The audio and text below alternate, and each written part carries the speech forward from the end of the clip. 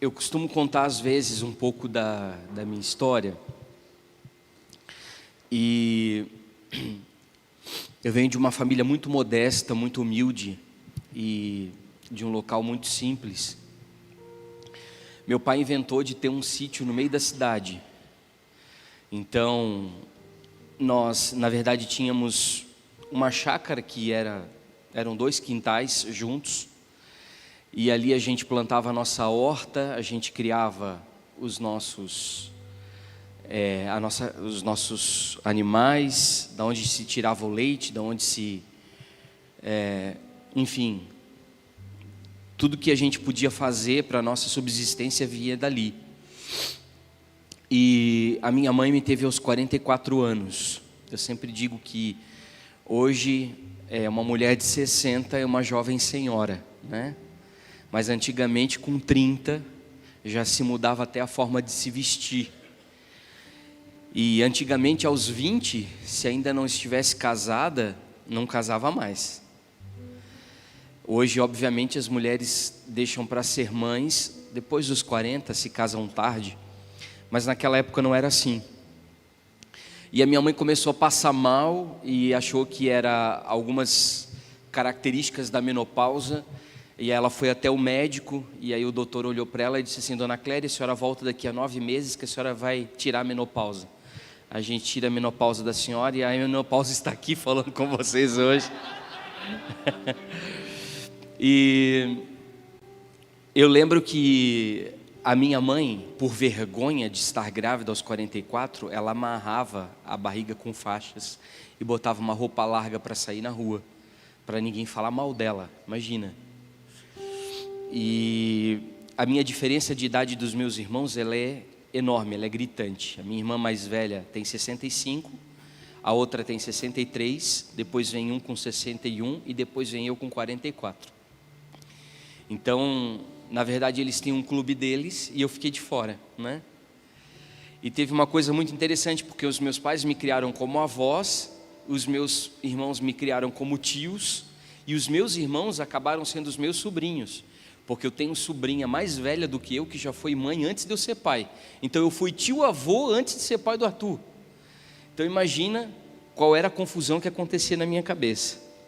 Mas como nós fazíamos parte do Talibã, né, no sentido da religiosidade, lá em casa não podia entrar bola, lá em casa não podia entrar televisão, e lá em casa eu só tinha que usar calça social e jamais colocar uma regata ou uma bermuda. Então essa era a nossa realidade. A minha família, ela faz parte de uma família tradicional. O meu tio acompanhou o primeiro pastor evangélico a pisar o pé no estado de Santa Catarina. Ele carregava a mala. Então o sobrenome Aquino, dentro da instituição religiosa que eu fazia parte, era muito conhecido. E eu era filho de obreiros, enfim, né? Então eu tinha que seguir o bom exemplo. Então, como eu não tinha TV e não podia jogar bola, eu ia ler, né? Então eu li todos os livros que tinha na biblioteca. Então, por isso que eu não faço força para falar difícil, negócio que sai. Posso falar rápido, devagar, né? Essa é a minha dificuldade com o inglês. A gente estava comentando ontem que eu vou procurar no meu léxico aqui palavras para falar em inglês, eu não consigo. Meu professor disse: Jackson, seja simples. E aí eu vou procurar uma palavra para substituir o simples, eu não encontro no meu vocabulário algo que substitua aquilo. Então a minha grande dificuldade às vezes para eu me comunicar, né? Então por isso que eu consigo falar o básico.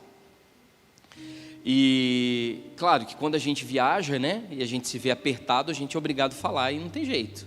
Mas se for na pressão, a coisa não funciona por conta disso.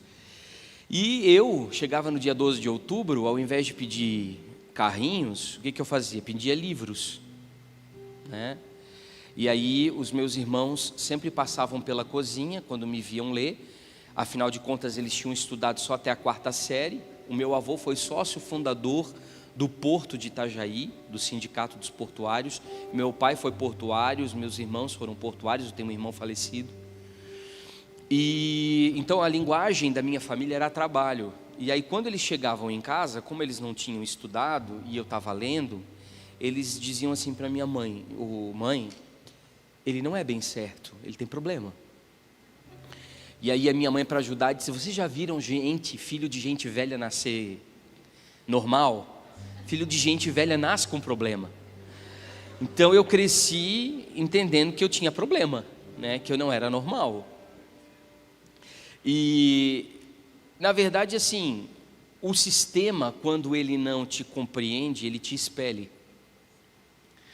Então, tudo que às vezes Deus coloca dentro de você como algo redentivo, o que acontece? O sistema, ele tenta matar isso. E uma das coisas interessantes era que, assim, eu sempre fui o cara de chegar na escola e era o primeiro a abrir o grêmio estudantil. Eu sempre fui o cara de pegar o microfone e falar nas festas da escola, né? Então eu era o exibido, né? Lá em casa também tinha essa. Ele é o exibido, ele gosta de aparecer.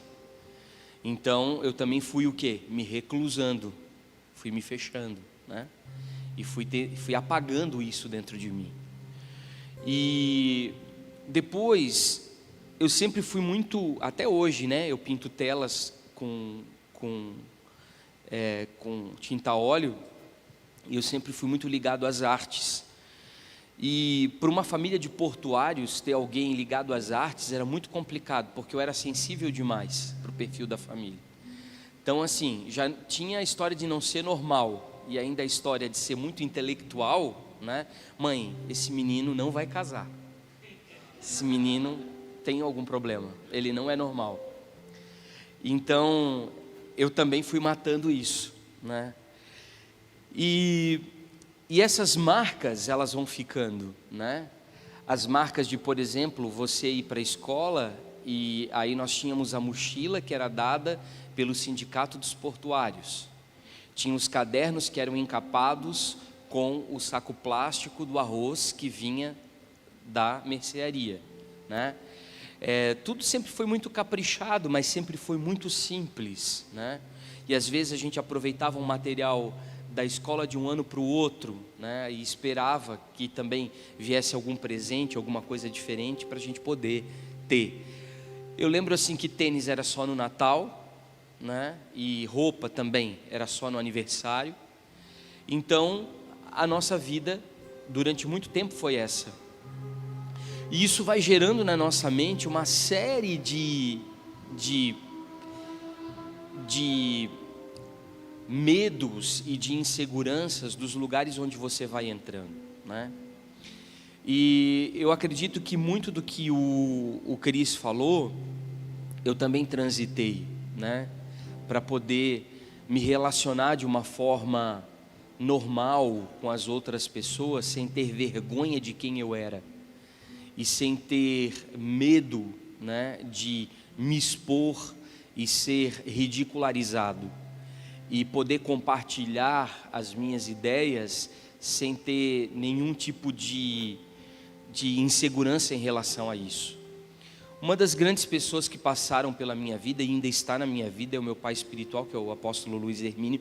Ele me ajudou muito nisso, porque quando o Luiz conta o testemunho dele como ex-traficante viciado em drogas, você acha que isso é balela, porque quando você se relaciona com ele no dia a dia e na mesa, não tem nenhuma conexão com o que ele é hoje com aquilo que um dia ele foi. Hoje ele é um príncipe, um embaixador do reino, um homem que sabe se relacionar em todas as esferas e dimensões e não tem medo de falar com ninguém, porque ele não carrega esses fardos do passado.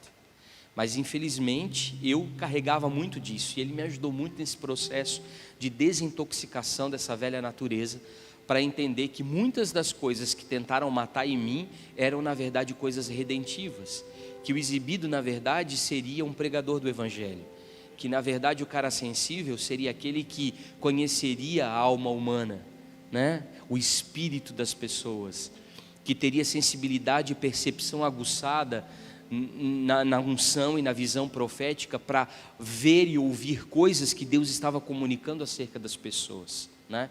Que aquela pessoa que dependia da ajuda de outros, na verdade, agora entendia que no pouco ou no muito era Deus que era a fonte. E uma das coisas interessantes que nós passamos no ano passado foi que eu consegui fazer a façanha de, depois de 23 anos dirigindo, bater 2 vezes com o carro, com o mesmo carro. E a gente sempre fez uma organização financeira lá em casa de pagar todos os documentos do carro de forma antecipada e no mês seguinte fazer o seguro. E aí a gente ficava um certo tempo sem seguro, né? Justamente para poder pagar à vista no mês subsequente. E dessa vez, nesse meio termo, nesse ínterim aí, a gente bateu o carro e bateu feio. E eu tinha tirado depois de algum tempo, 1 semana o carro, né, da oficina, da funilaria, e eu fiz de novo, depois de 1 semana, um cara deixou o carro morrer. Eu estava indo para Florianópolis, foi um livramento de Deus. Eu cortei aqui o meu pescoço, o meu pulso, e o airbag acionou, enfim, o cara deixou o carro morrer e eu juntei ele e ele bateu no carro da frente. Então, ao todo, na verdade, foram 6 carros, 2 vezes o meu, mais os 4 que foram envolvidos no acidente. E durante 9 meses, eu tive que ir para o escritório de bike, né, de bicicleta, e não era aquela bicicleta de 35 mil. E eu consegui uma bike e ia levava o Arthur na escola, e depois eu ia para o escritório, né, do Global de bike também. E sabe que eu comecei a perceber uma coisa, que eu já não tinha mais uma leitura leve da vida e uma leitura poética da vida, porque eu não apreciava mais a vida. Porque você sai da caixa do apartamento, entra na caixa do carro e vai para a caixa do escritório. Sai da caixa do escritório, vai para a caixa da academia, sai da caixa da academia, entra na caixa do carro e volta para a caixa do apartamento. Ou seja, a nossa vida é toda encaixotada. E andando de bicicleta, de manhã, você vê pessoas andando, outras correndo, pais levando filhos na escola, uma árvore que não estava frutificando começa a frutificar, outra que estava seca daqui a pouco começa a florescer, e você vê as estações passarem. Mas o mais interessante de tudo era eu parar com a bicicleta atrás do escritório, subir o escritório e daqui a pouco parar lá um CEO de multinacional com um Porsche para se aconselhar. E aí, como você vai se enxergar do ponto de vista de Deus, sem comparar a sua realidade com a realidade da outra pessoa que está esperando um conselho seu? Então, nós precisamos entender que não tem a ver conosco, tem a ver com o que Ele quer fazer através de nós. E que se nós nos dispusermos a ser um instrumento para Ele, Ele vai nos usar da maneira com que Ele quer. Como eu falei ontem, muitos de nós ainda estamos assentados na cadeira da dor e nós abraçamos as nossas experiências decepcionantes e frustrantes e nos vitimizamos. E a gente carrega isso dentro de nós e isso nos impede de sermos quem Deus chamou a gente para ser. E aí um dia eu perguntei para o Senhor: Senhor, por que isso está acontecendo? E aí o Senhor me disse assim: eu estou primeiramente te ensinando a ser, para depois eu te ensinar a fazer, e por último eu vou te ensinar a ter. E esse foi um grande processo. E chegou a festa das primícias, e nós temos o hábito de, no último dia das primícias, nós trocarmos presentes. E aí, que incrível, né? Várias pessoas trocaram carros e ganharam carros, né? Eu não sou o cara de ficar falando das dificuldades e das complicações, enfim. Mas o que eu ganhei? Uma bicicleta.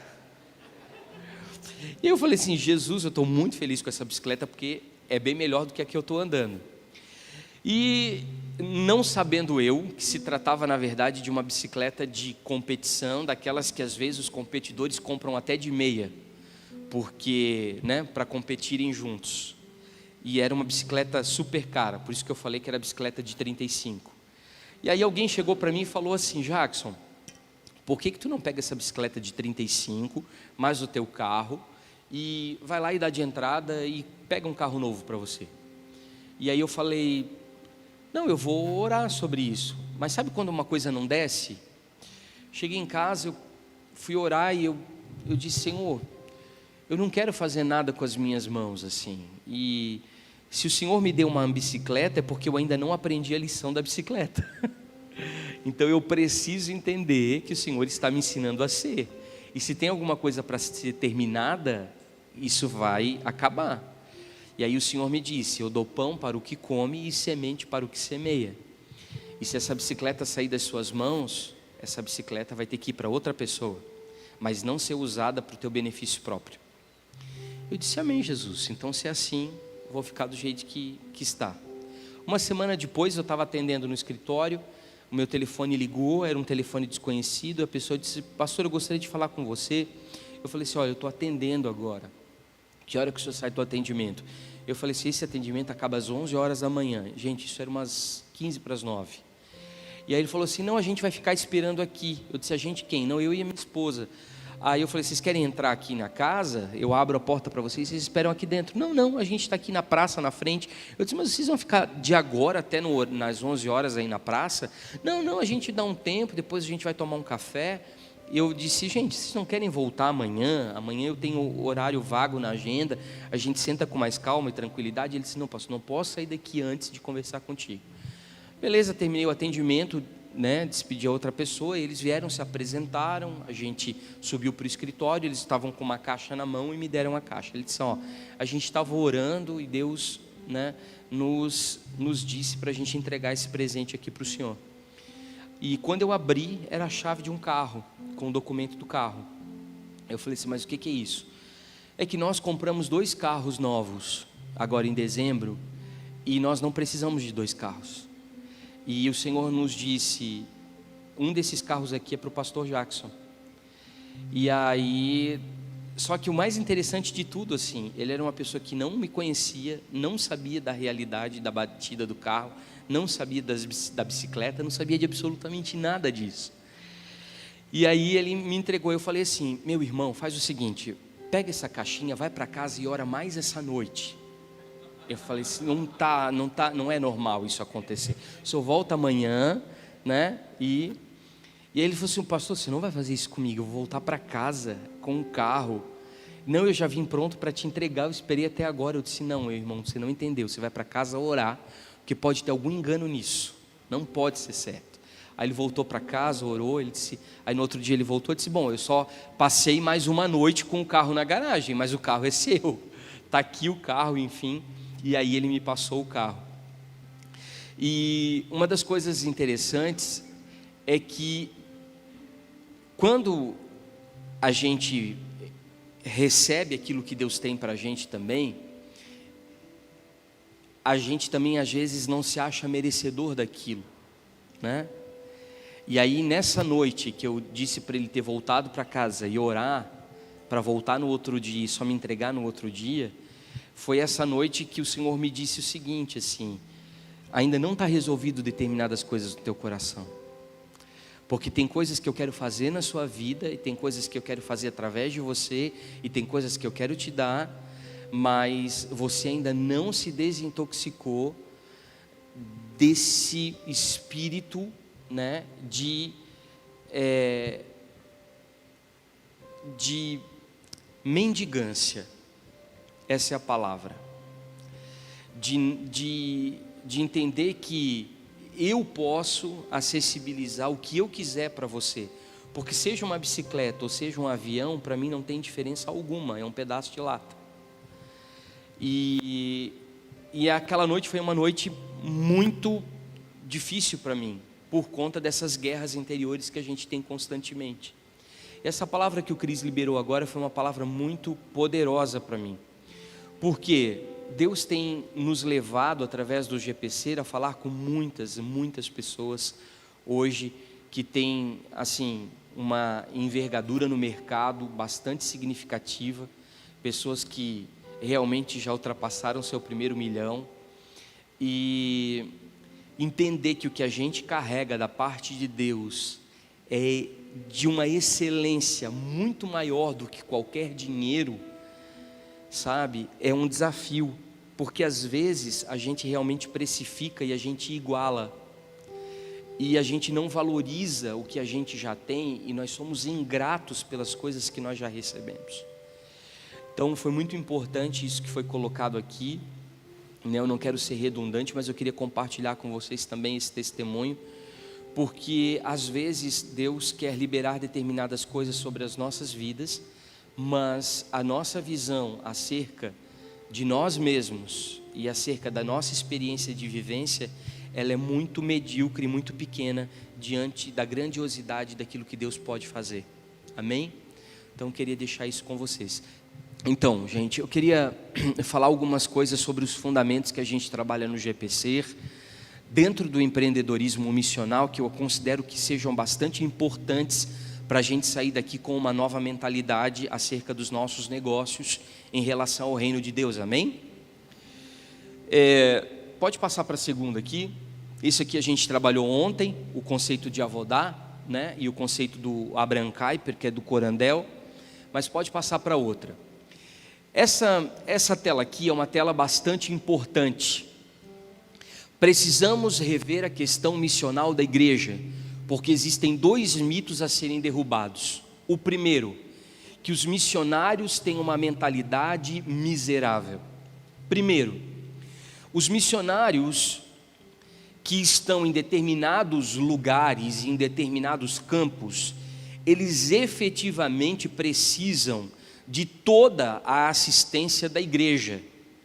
Entretanto, existem outros que foram chamados para determinadas localidades que precisam colocar em prática essa postura empreendedora, missional, para que eles consigam desenvolver aquilo que Deus os chamou para fazer.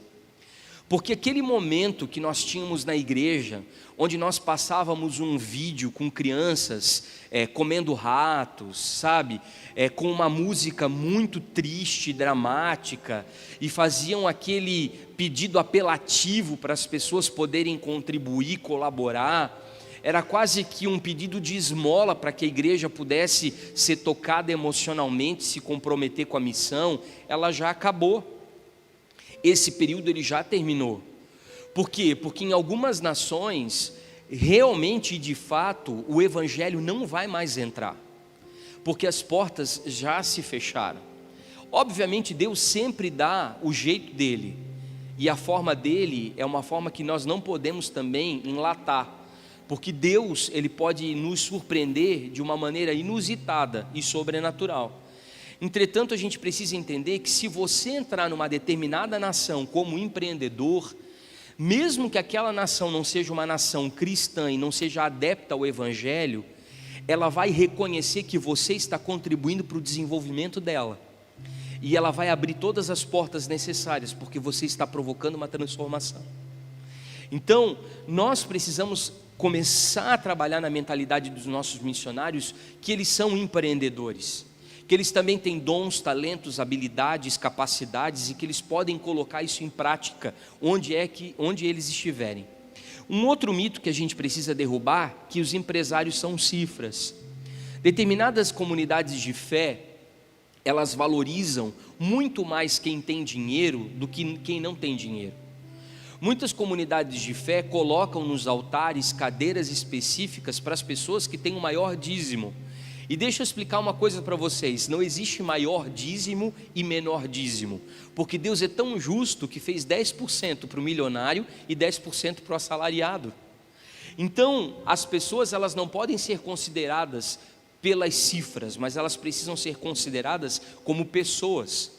Eu lembro que em uma dos nossos encontros do GPC, tinha um industrial, que era do Rio Grande do Sul. Ele veio em lágrimas à frente me agradecer pelo evento, e ele disse assim: eu fui no evento A, no evento B, no evento C, gastei isso, gastei aquilo e gastei aquilo outro, mas pela primeira vez na minha vida, eu me senti gente e não um bolso, porque as pessoas querem se sentir gente. E muitos desses homens e mulheres, por conta do dinheiro, eles não estão sendo considerados como filhos. Por quê? Porque eles estão sem correção. E a Bíblia diz que se nós estamos sem correção, nós não somos filhos, nós somos bastardos. E essas pessoas muitas vezes vivem com áreas da vida vida deles totalmente corrompidas e desnorteadas, sem ter alguém que possa ministrar o coração deles e se preocupar com eles e dizer: olha, isso está errado, não é dessa forma que se faz, você precisa tomar um outro caminho, você precisa tomar um outro rumo. Mas por conta de perder talvez o aluguel da igreja, talvez de perder as contas da igreja, talvez de perder o que a igreja pode ter, o que essas pessoas fazem? Elas são colocadas dentro de uma bolha de superproteção e ninguém pode confrontá-las. E elas vivem uma vida inteira de forma pecaminosa, sem serem tocadas. Por quê? Porque elas representam cifras, não representam vidas. Então são duas coisas que a gente precisa mudar dentro da mentalidade da igreja. Mas hoje a realidade está mudando, porque hoje nós já vimos empresários como missionários, porque vocês, empresários, são ministério em tempo integral. 24 horas por dia, vocês estão tendo contato com clientes, fornecedores, com colaboradores, com pessoas que estão direta e indiretamente ligadas ao seu negócio. Então você é uma pessoa que está em contato direto com todo o mercado. Então, é o que eu falei ontem, tão sagrado quanto um pastor num culto de domingo pregando o sermão com o microfone na mão, é um empresário no dia a dia, na sua rotina de trabalho, coordenando os seus negócios dentro da sua empresa. Porque isso é tão sagrado quanto as coisas que acontecem dentro das quatro paredes na esfera da fé. E aí eu coloquei aqui a solução, Efésios 4, 11 e 12, né? E aqui tem o que a gente chama de netweaving profético. Eu não chamo essas relações de networking, porque na verdade quando você fala networking, você olha para outra pessoa também com um olhar de precificação, ou de valoração. Ou seja, você olha para outra pessoa como uma escadaria para subir, como uma oportunidade de negócio, como uma conexão onde você vai fazer ligações que vão te trazer vantagens e benefícios. E eu não posso fazer isso, eu preciso olhar para outra pessoa, tirar todos os resquícios que eu tenho de visão que está me contaminando e passar a olhar ela como meu próximo, como alguém que é superior a mim e que Deus pede para que eu a ame.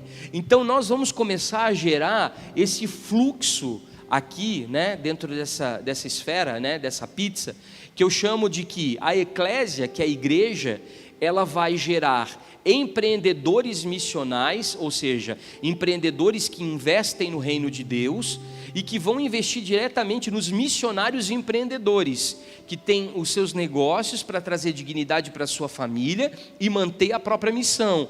E consequentemente isso vai transformar o mercado corporativo, salvando vidas, e essas vidas vão ser enviadas para onde? Para a eclésia. E assim nós vamos tendo uma retroalimentação do que a gente chama de empreendedorismo missional. Amém?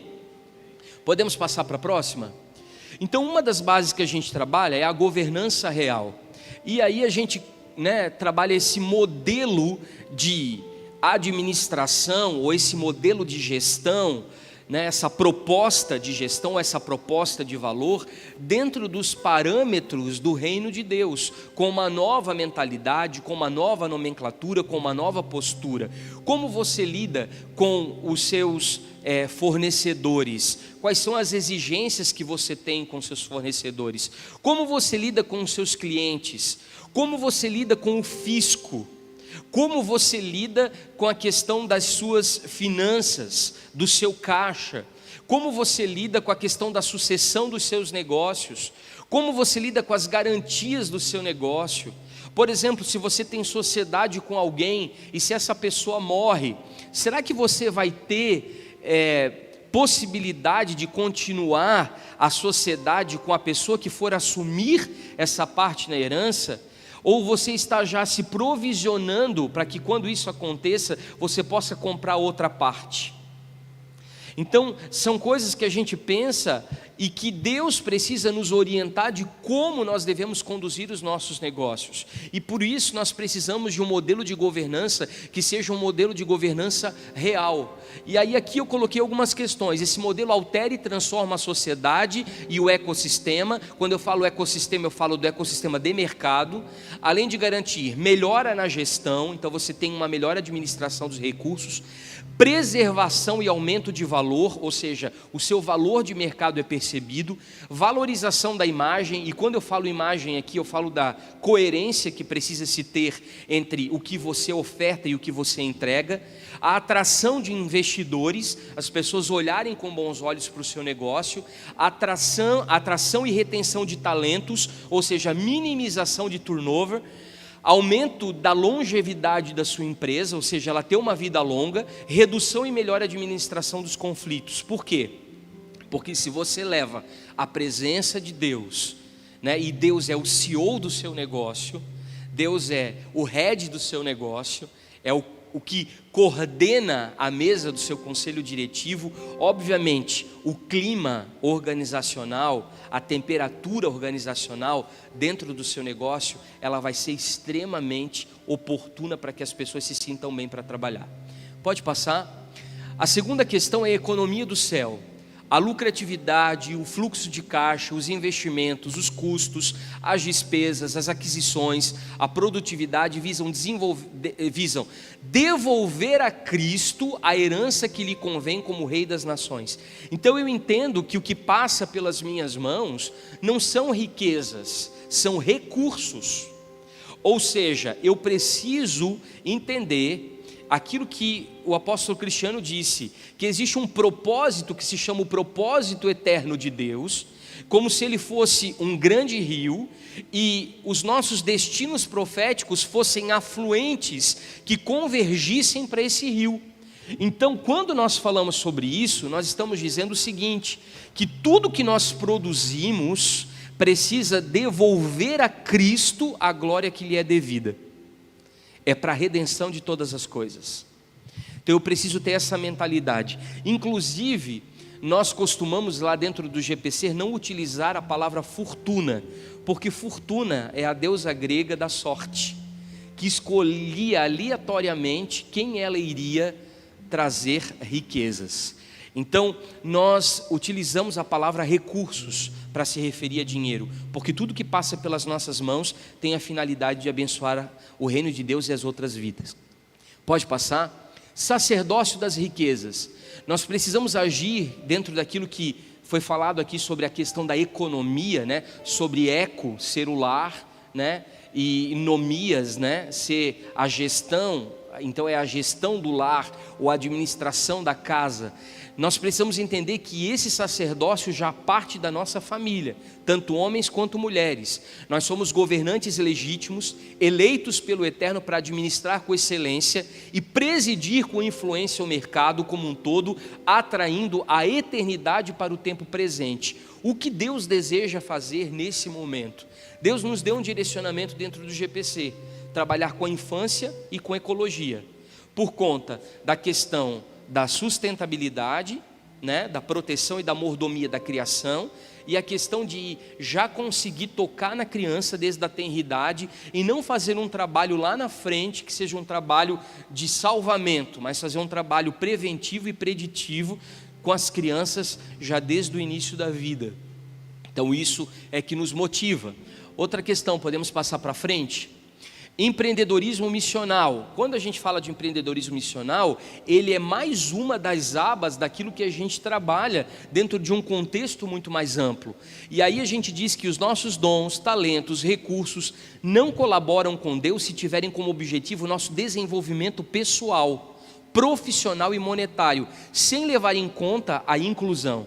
Nossos dízimos, ofertas, primícias, esmolas são riquezas terrenas, mas que precisam ser investidas em tesouros eternos, ou seja, vidas. Aqueles que nós galgarmos com as riquezas da injustiça, nos receberão nos portais eternos. Ou seja, aquelas pessoas que você conseguir resgatar através dos recursos que Deus coloca na sua mão, são de fato e de verdade o seu verdadeiro galardão. Podemos passar para frente? Fundamentos de cultura organizacional. A gente também trabalha isso abaixo da questão da governança real. Então, voltamos a falar aqui sobre a questão da rainha de Sabá, né? A rainha de Sabá, ela era uma rainha de Candace, ou seja, ela era uma das mulheres mais influentes do Velho Mundo. Essas rainhas, elas habitavam a parte de baixo da África. Eram mulheres extremamente poderosas e muito ricas. E elas eram mulheres extremamente influentes, e ela andou quilômetros para encontrar Salomão. E ao encontrar o rei Salomão, ela fica perplexa e disse que o que havia ouvido a seu respeito não se comparava com aquilo que estava diante dos seus olhos. Ela percebeu não apenas a riqueza nos detalhes, mas sobretudo a postura dos que serviam à mesa. Ela olhou a sua corte real, ela olhou para a maneira nobre com que os seus servos se posturavam à mesa, com que eles serviam à mesa. Por que isso? Porque na cultura organizacional, tudo aquilo que o CEO, o head ou o conselho diretivo definem como política para aquela determinada corporação ou empreendimento, vai precisar ser multiplicado por todos os agentes que representam aquela empresa. Hoje nós entendemos que não existem mais colaboradores, mas sim intraempreendedores, porque os colaboradores, eles são como cotistas ou acionistas daquela empresa que eles trabalham. Por quê? Porque existe um soldo, que é o salário, que acontece todos os meses, que são as suas retiradas daquela própria companhia, que ele diariamente ajuda a contribuir para o crescimento e o desenvolvimento. Então, quando Deus ele está como o cabeça dessa empresa, a cultura do cabeça precisa ser escoada para todas as demais áreas de influência da empresa, desde o alto conselho diretivo até o chão de fábrica, independente da forma com que você faz a administração e a gestão do seu negócio, seja daquela maneira piramidal, a circular ou a linear. Independente da maneira com que nós nos relacionamos internamente, o que você expressa em Deus como líder da sua empresa e do seu negócio precisa ser multiplicado por todas as pessoas que estão com você na mesma área. Entendem isso? E podemos passar para o próximo? Paternidade empresarial. Esse também é um dos nossos fundamentos.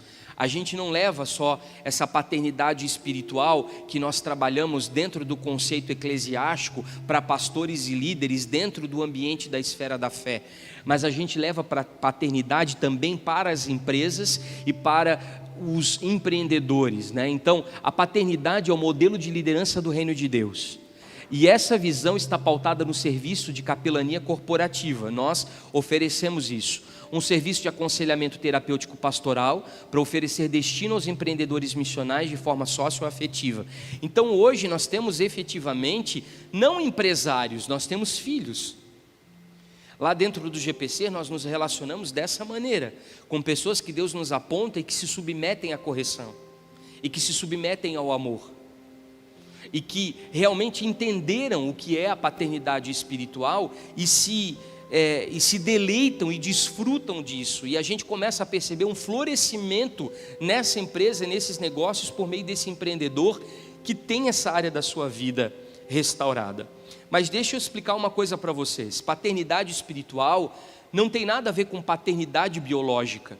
Muitas vezes os líderes das comunidades de fé, eles têm alguns problemas por conta das expectativas que são geradas nele, por conta de que as pessoas trazem tantas carências afetivas paternas da sua infância e projetam isso no líder espiritual e querem que esse líder supra todas as suas carências e necessidades. Esse não é o nosso papel.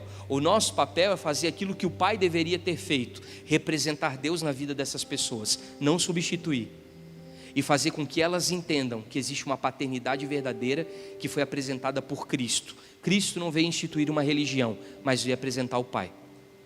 Passamos?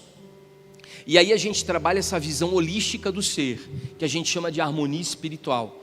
Essa aqui é a integralidade que nós trabalhamos. A gente começa aqui ali em cima na inspiração, que é a fonte, que é Deus, de onde nós entendemos que é a nossa fonte principal. A nossa fonte não são os nossos negócios, a nossa fonte é o Senhor. Depois existe uma administração do homem interior, né? Dessa vida no espírito que nós precisamos fazer com que ela governe sobre todas as áreas do ser. A família como uma prioridade, que é a esposa, os filhos, falando sobre casamento e legado. Depois a questão das finanças, que são as riquezas terrenas e os tesouros eternos, que é um dos livros do apóstolo Luiz Hermínio. Inclusive eu desafio você a ler esse livro, é um livro muito bom. Depois o ministério, que é a sua vocação. E aí quando eu falo ministério, você talvez lembre só das questões ligadas à intercessão, à adoração, ao ministério da infância, ao ministério dos empresários. Não, esquece isso. Eu falo de ministério, eu falo da sua vocação como empreendedor na área em que você foi chamado para transformar. Então eu falo isso em todas as esferas da vida, não só dentro das 4 paredes do templo. E por último, a nação, né? Qual é a nossa responsabilidade como alguém que foi gerado dentro dessa cultura, para trazer a cultura do reino para dentro desse ambiente que está tão corrompido, está tão contaminado?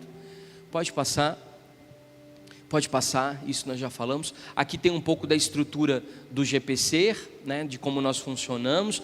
Tem uma comunidade que nós desenvolvemos, a missão, né, o Neo 12, o Personal Branding Strategist, a Work Hub, o Núcleo MH13, que é dos consultores, o On The Table, que é as reuniões de segunda-feira, e lá os eventos. Mas isso aqui depois a gente pode passar para vocês. Mas pode passar um pouquinho para frente? Isso aqui. E com isso aqui eu gostaria de encerrar. Um negócio missional é intencionalmente espiritual. Ou seja, a gente entende que o nosso chamado ele é espiritual.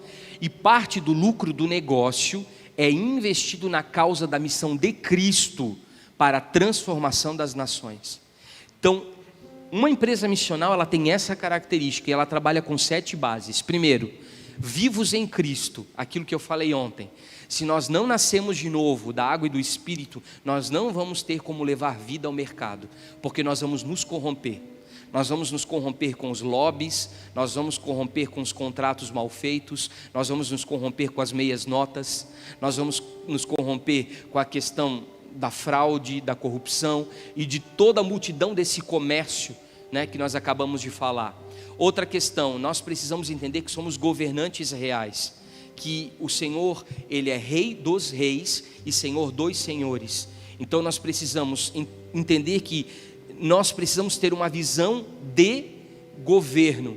Deixa eu explicar uma coisa sobre isso para você.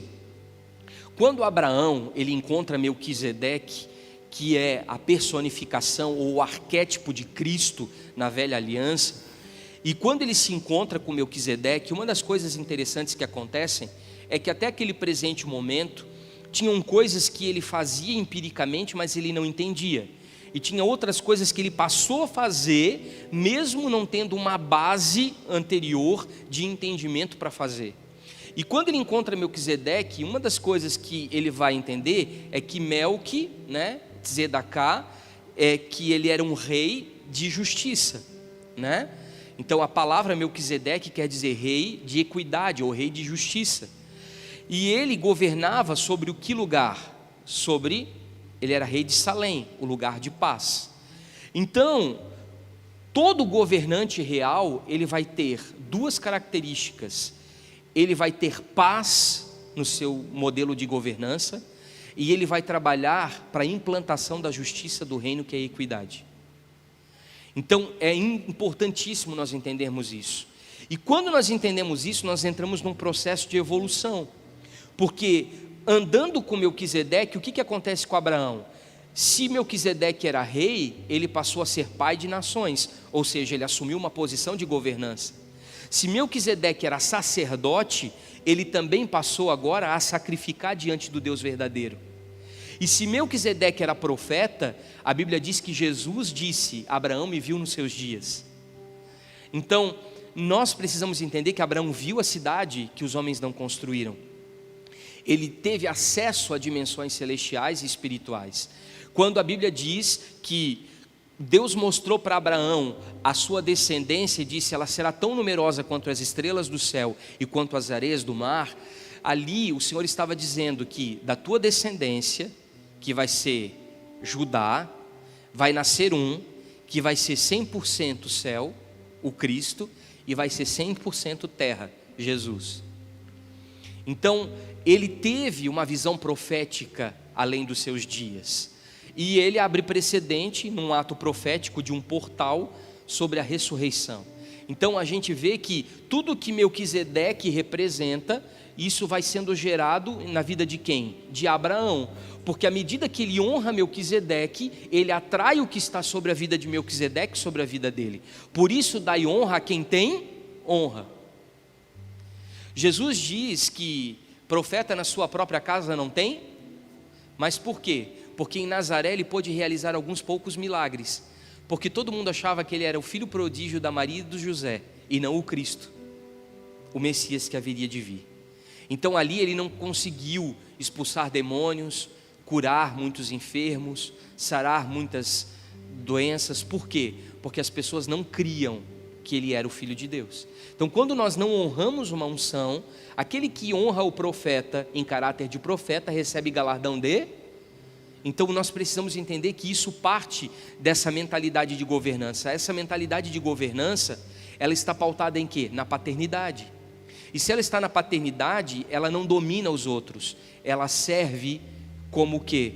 Como uma pista de decolagem para que os seus filhos voem mais alto e consigam alcançar lugares maiores. Economicamente celestes, ou seja, você entender que a fonte dos recursos não é o que você faz, mas é o Senhor que te chamou.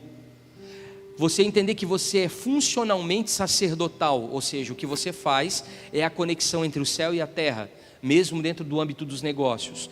Você vai ser socialmente justo e não vai fazer isso só para ter um selo de qualidade social reconhecido pela comunidade ou pela sociedade, mas vai fazer isso por uma consciência da prática da justiça, porque agora você pertence ao reino de Deus. Humanamente transcendentais, então saber que embora eu tenha hard skills, soft skills, eu também preciso desenvolver os spiritual skills, as habilidades espirituais, e ambientalmente sustentáveis, ou seja, eu preciso ser mordomo da criação que Deus me entregou para cuidar. Então assim, nós conseguimos resumir de uma forma muito básica, em 7 pontos, quais são as características de uma empresa que efetivamente é uma empresa missional. Ela precisa funcionar dentro dessas 7 bases aqui. Amém? Glória a Deus. Vamos nos colocar de pé?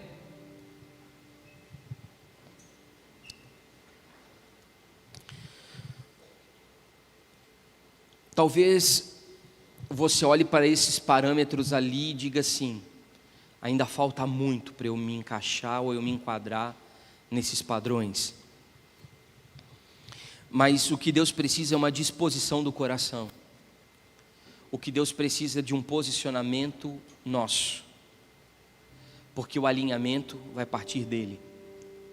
Então quando eu tomo a decisão de mudar a minha forma de viver, de me relacionar e de agir, Deus entra e consegue ter espaço, porque nós autorizamos através do nosso livre-arbítrio, partindo do pressuposto de que quando eu entrego a minha vida ao Senhor, eu já não tenho mais o livre-arbítrio, eu entreguei para Ele a minha capacidade de escolha, eu já não sou mais alguém que está servindo a Deus de uma maneira voluntária. Aliás, corte do seu vocabulário a palavra voluntariado, porque no reino não existem voluntários. Existem pessoas que morreram e que não têm mais vida, e que se entregaram integralmente para aquilo que Deus quer fazer. Então quando você entende isso, você dá espaço para que o Senhor possa governar todas as áreas da sua vida. Então feche os seus olhos, mediante a tudo que nós falamos durante essa conferência, e que você nesse momento faça a sua oração pessoal diante do Senhor, e que você entregue o seu coração, as suas finanças, a sua profissão, os seus negócios, os seus clientes, os seus fornecedores, os seus colaboradores, o seu empreendimento, tudo que você ainda segurava com as suas mãos, tudo que você ainda mantinha todo o controle, tudo que você já fazia do seu jeito, agora você vai submeter integralmente ao governo de Cristo, entendendo que o que você está fazendo é uma adoração, é uma expressão de adoração a Deus através de tudo que você é e de tudo que você tem. E a sua entrega. Esse momento seja um momento de você liberar de uma vez por todas. O apóstolo Cristo falou uma coisa muito interessante aqui. Ele disse que sempre esperava que Deus fosse falar alguma coisa sobre a empresa, e Deus estava sempre falando algo sobre ele. Então, o que nós vamos ouvir nesses dias não tem a ver com os nossos negócios, tem a ver conosco, tem a ver com a nossa relação com Deus. E entender que o que a gente faz, na verdade, é uma expressão do que nós somos nele e do que ele é em nós. E isso vai mudar toda a nossa concepção de vida profissional, de empreendedorismo, de negócios, e que isso é o seu ministério. Você precisa aceitar que isso é o seu ministério. Talvez você esteja ainda preso na religião que te diz assim: ah, mas eu não estou envolvido com as coisas de dentro das quatro paredes da igreja. Puxa, eu não colaboro aqui, eu não ajudo ali, eu não ajudo lá. Mas se você se comprometer a ser um provedor do reino, você vai entender o seu papel como ministério de socorro e provisão.